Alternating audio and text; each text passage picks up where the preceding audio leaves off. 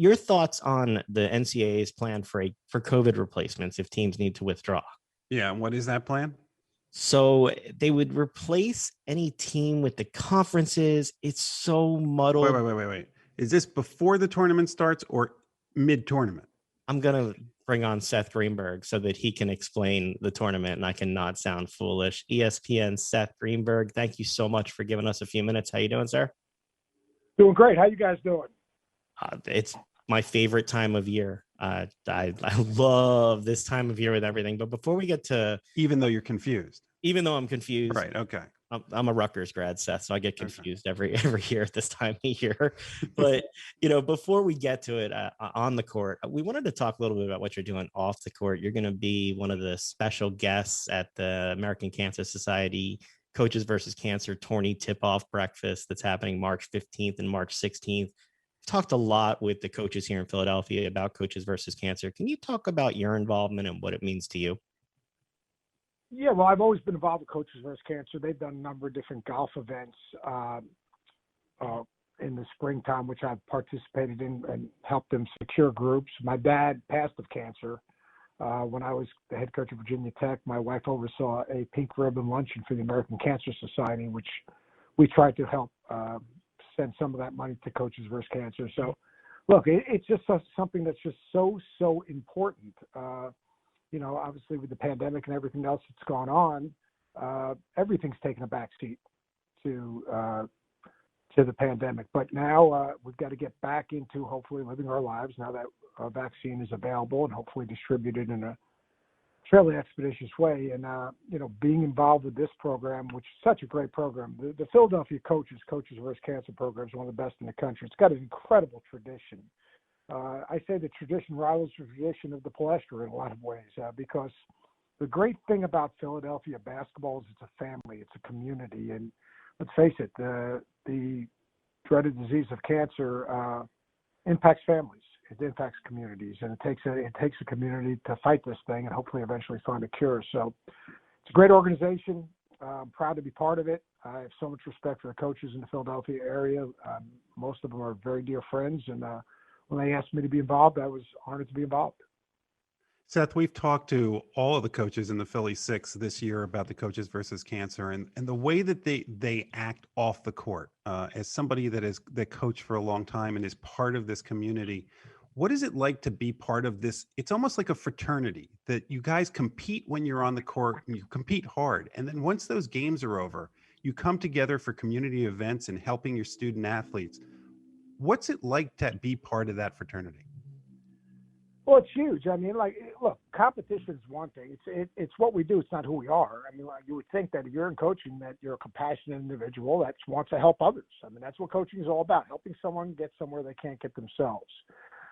Jimmy V back in the day in the V Foundation, basically stated, never give up and think about all the success that organization has had. But look, you can compete like hell. You can compete in recruiting. You can compete on the court. All that stuff is great.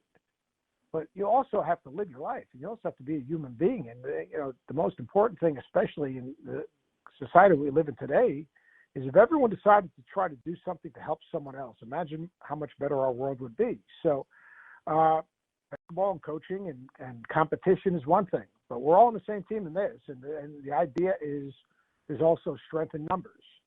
And this disease is so hideous that we need strength in numbers, and we need to come together, and we need to use our contacts and our quote unquote, and I use it obviously not in the vein that people might interpret it, our celebrity to help partner with others that can help us in the fight against cancer. So, Philadelphia's got such a rich tradition, but the one thing that Philadelphia coaches have always had, going back to Dr. Jack Ramsey, through Roland Masterman, they've had respect for each other and respect for trying to do good things and to make an impact in the community.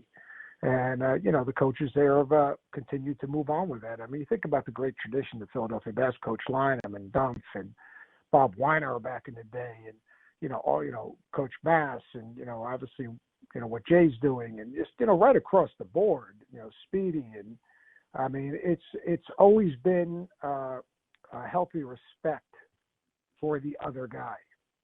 And I think that's what makes Philly special. You mentioned Jay. He's one of the guys that you'll be there at the event with. Conference tourneys underway, Selection Sunday coming. What's Jay's prospects look like with Villanova? They had a tough injury the other night with Con Gillespie. What do you think about them headed into the tourney?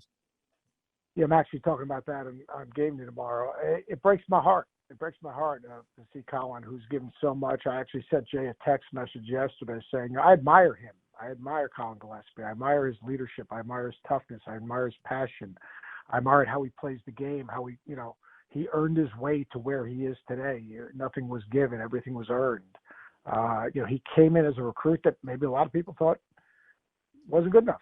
I still remember talking to the late great Buddy Gardler, who told me, I'm telling you, the kid can play. He'll figure out a way to get on the court. He more than got on the court. So he's a hard guy to replace. He's the heart and soul of that team. Now all of a sudden, you're going to have to, Justin Moore's going to have to change his position. Maybe Jeremiah Robinson Earl's going to have to handle the ball.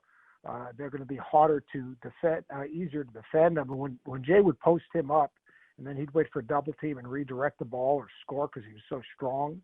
They're going to have to find different ways to win, but never bet against Jay Wright. They've got an incredible culture and an identity, and that attitude thing is real. It's real. It's not just a book. It's real. Well, we'll definitely have to watch for more insight on game day for sure. Let's look at the overall tournament going into it. What are the teams you think that are sort of best built for this year's tournament? And what are the sleepers that are going to make it that people don't expect or that are going to go further than anybody really thinks? Yeah, I mean, the teams that, obviously people like all season long, Gonzaga's undefeated. Baylor's got one loss. Michigan bounced back from their loss the other day and played at a high level. Ohio State. I would say if you advance teams from the Big 12 or the Big 10, you're in pretty good shape. Because those two conferences have set themselves aside from others. The leagues are playing at a very, very high level of those two conferences. So if you go into those two conferences, and then outside those conferences, Alabama's got a unique playing style. They're not obviously Nick Saban's Alabama Crimson Tide, but they're interesting because they shoot a shot every 14 seconds. They shoot about 45% of their shots from the three. They're an interesting team to watch. Arkansas from that same conference, the SEC. I think Eric Musselman's done a great job. He's got a kid, Moses Moody, a freshman who's phenomenal. Justin Smith, a transfer from Indiana, who's just a hard-playing guy. They play really fast as well, and they're hard to match up with. So out of that conference, they're really good. In the Pac-12, the USC is interesting. They're the longest team in America, and they've got a lottery pick in Evan Mobley. Their guard play has improved significantly. I think they're a team that will be interesting to watch. Colorado, from the same conference, has a great leader in McKinley Wright, a really good coach in Tad Boyle. I like their team a lot. I think Tad does a really, really just an outstanding job getting those guys to play physical, tough, winning basketball. Some people like Houston because they rebound it and really defend, and Quentin Grimes has played really well. There's good rebounding teams in the country. They're out of the American Conference. So there's a lot of good teams. It's after you get through those first three, you can go down into, you could throw West Virginia in there as a team that can get to the Final Four. You could, throw in Oklahoma State with Kate Cunningham as a team that can get to the Final Four. You could go into the Big Ten and, say whether it's, Purdue or, Ohio State or Illinois, who had a great win the other day against Michigan. So there's just a lot of good teams this year. I'm not sure there's two great ones or three great ones, but there's a lot of good teams. So you mentioned that you're doing College Game Day tomorrow.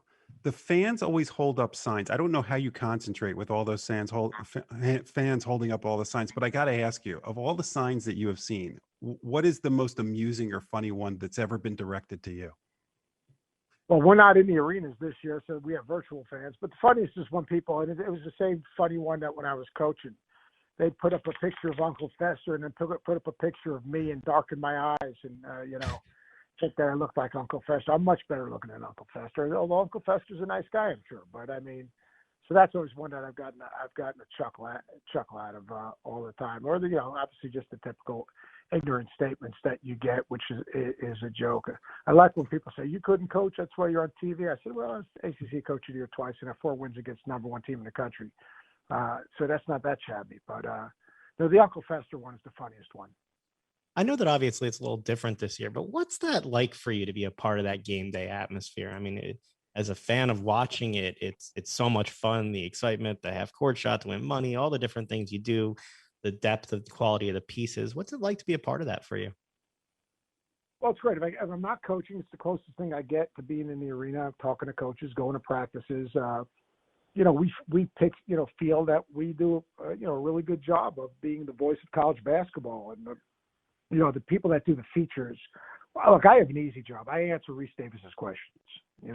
That's not hard. Reese Davis, the producers, the directors, the researchers, all the people behind the cameras, and those are the people that make our shows go. I've been talking ball my whole life. It's all the other people that make this thing happen that really make the show special. Well, we thank you for the time. Thank you for everything you do with Coaches versus Cancer. We encourage everybody to get some more information about the tourney tip-off breakfast. Catch Seth on your TV for College Game Day. Follow him, Seth, on Hoops on Twitter. Seth, thanks so much for giving us a few minutes and previewing everything going on and for the work you're doing too. Thank you very much. You guys stay safe.